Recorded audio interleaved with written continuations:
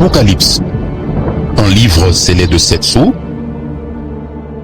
par le missionnaire Ewald Frank.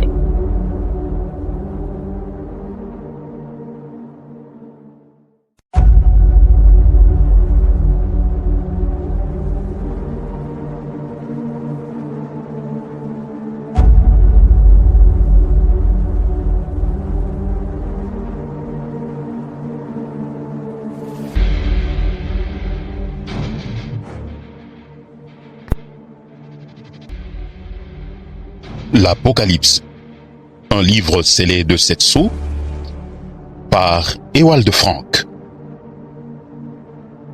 Chapitre 17. La femme assise sur la bête. Le chapitre 17 est tout aussi mystérieux que le chapitre 13.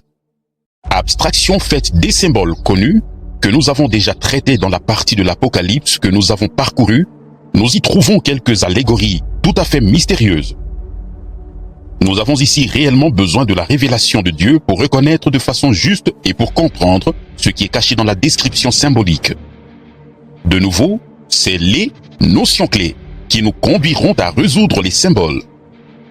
Celui qui, par exemple, lit le verset 1er, obtient tout de suite la réponse juste faite au verset 15. Ce que représente une femme dans la prophétie biblique a été exposé dans les chapitres précédents. De même, l'identité de la bête ayant 7 têtes et 10 cornes sur laquelle cette femme est assise a été jusqu'ici aussi suffisamment éclairée par les Écritures. La forte majorité de tous les enseignants de la Bible est unanime à ce sujet. Par la désignation, la grande prostituée, c'est de l'église de Rome, trônant sur ces 7 collines, qu'il est question. De toutes les églises existantes, seule l'église de Rome est un état temporel, souverain sur son propre territoire, indépendant et qui échange des ambassadeurs comme cela se fait habituellement entre nations. De cette manière, l'État du Vatican tient à sa disposition tous les canaux diplomatiques avec les gouvernements du monde. Le pape est également un chef d'État et lors de ses visites d'État, il est reçu avec les honneurs militaires. Toutes les autres églises ont plus ou moins d'importance dans certains pays ou régions. Mais l'Église catholique est présentée sous une forme ou une autre dans le monde entier. C'est ce qui nous est décrit par le voyant dans les versets 1er et 2.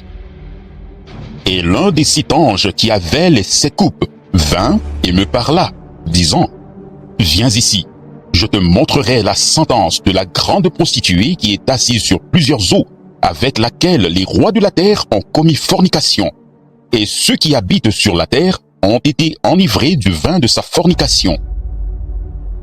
Il n'y a pas une deuxième institution religieuse qui courtise d'une telle manière les rois et les dominateurs de la terre.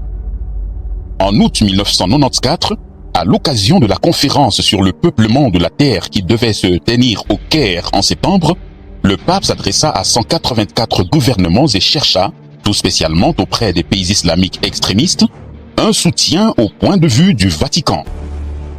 J'envie cette institution telle qu'elle est. Et il m'emporta en esprit dans un désert, et je vis une femme assise sur une bête écarlate, pleine de noms de blasphème, ayant 7 têtes et 10 cornes. Apocalypse 17, le verset 3.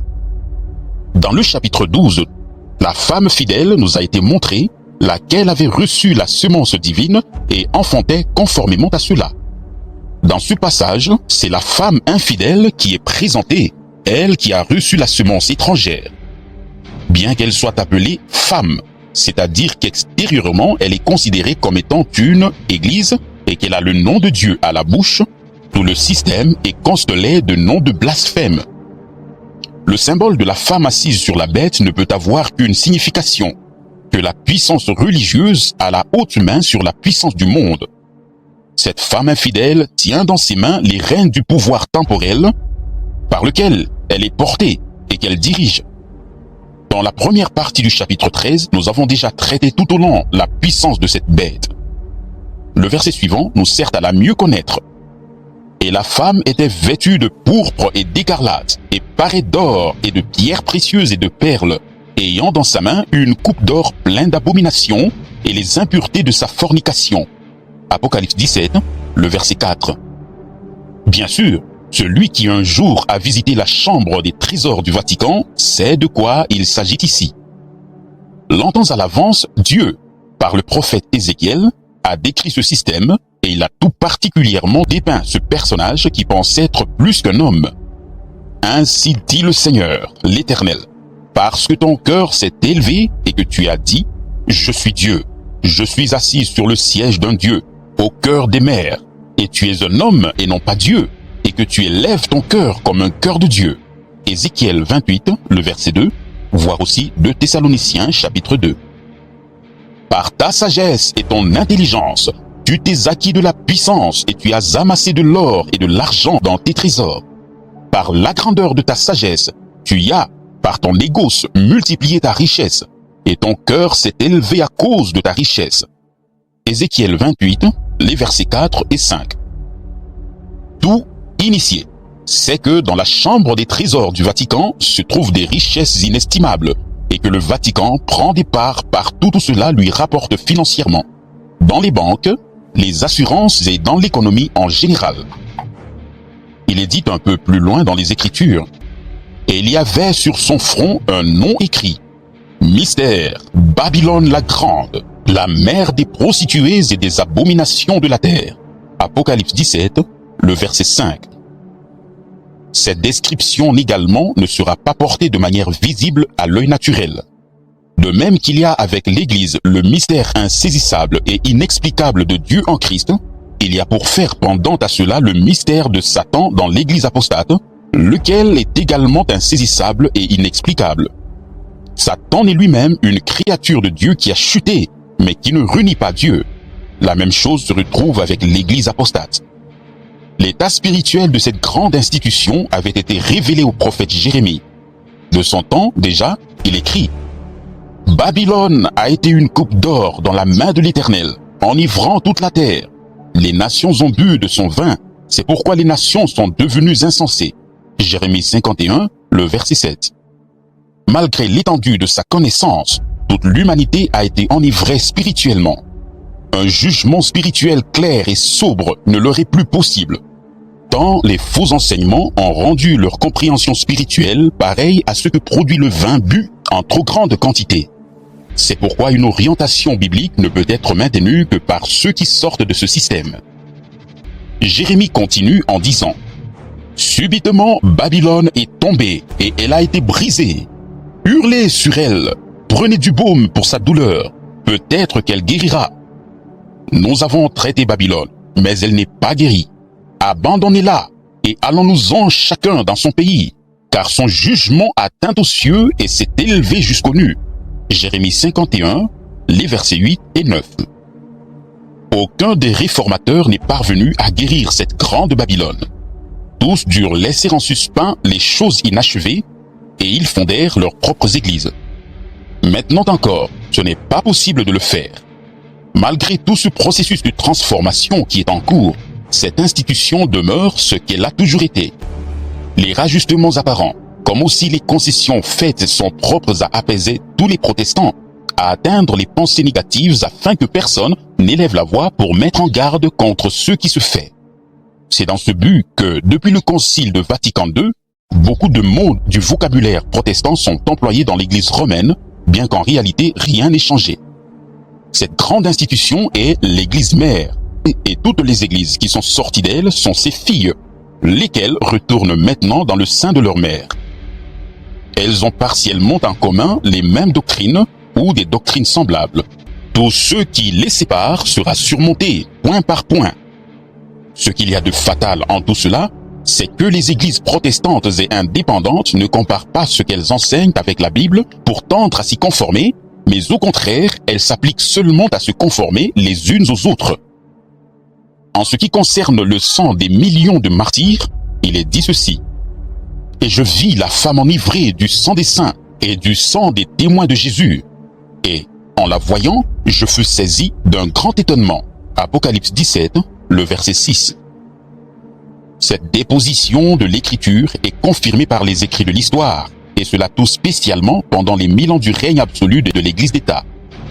Les versets 7 et 8 décrivent la constellation de la puissance séculière et religieuse dans le temps de la fin, comme aussi celle des rois et des dominateurs, ainsi que celle de la bête, qui ne vient ni de la mer, Apocalypse 13, le verset 1er à 10, ni de la terre, Apocalypse 13, le verset 11 à 18, mais bien de l'abîme, Apocalypse 11, le verset 7, car elle va en remonter et s'en aller ensuite dans la perdition.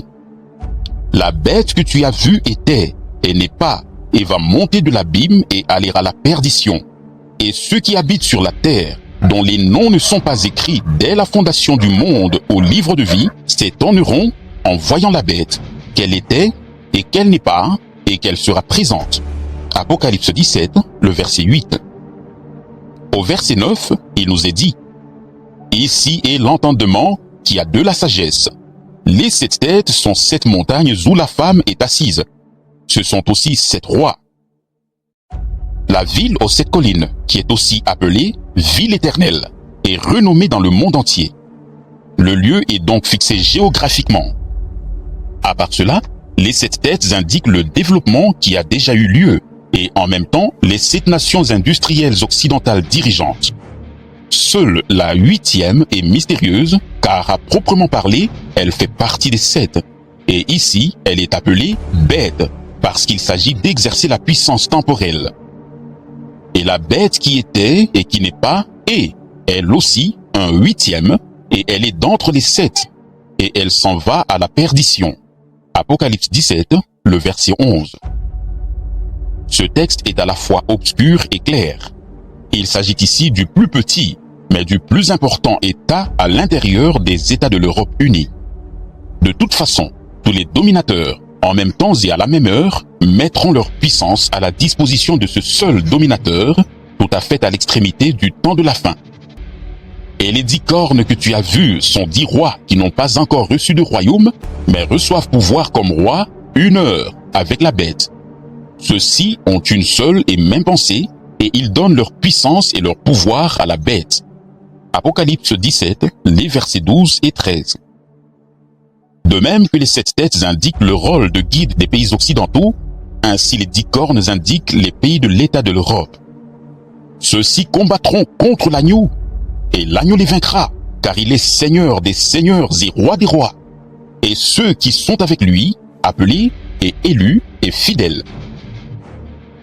En relation avec le dernier grand combat, les pays de l'Est de l'Europe, et tout particulièrement la Russie, se voyant dupés par cette puissance religieuse mondiale, entreront en fureur contre l'Église de Rome. Celles-ci haïront la prostituée et la rendront déserte et nue, et mangeront sa chair et la brûleront au feu, car Dieu a mis dans leur cœur d'exécuter sa pensée et d'exécuter une seule et même pensée, et de donner le royaume à la bête, jusqu'à ce que les paroles de Dieu soient accomplies. Apocalypse 17, les versets 16 et 17. La collaboration tiendra aussi longtemps qu'il sera nécessaire, afin que la parole de Dieu soit accomplie. Le communisme ne disparaîtra pas entièrement de la Russie. Les États de l'Est de l'Europe prendront part à cette union qu'aussi longtemps que ce sera nécessaire pour que s'accomplisse la prophétie du temps de la fin. Ce sont eux qui ont été destinés à détruire la soi-disant ville éternelle. En rapport avec cette institution religieuse mondiale, le dernier verset du chapitre 17 confirme encore une fois. Et la femme que tu as vue est la grande ville qui a la royauté sur les rois de la terre. Il n'y a véritablement qu'une ville sur la terre, bâtie sur cette colline, dont la puissance religieuse et politique exerce l'autorité sur les conducteurs de la religion et de la politique du monde entier.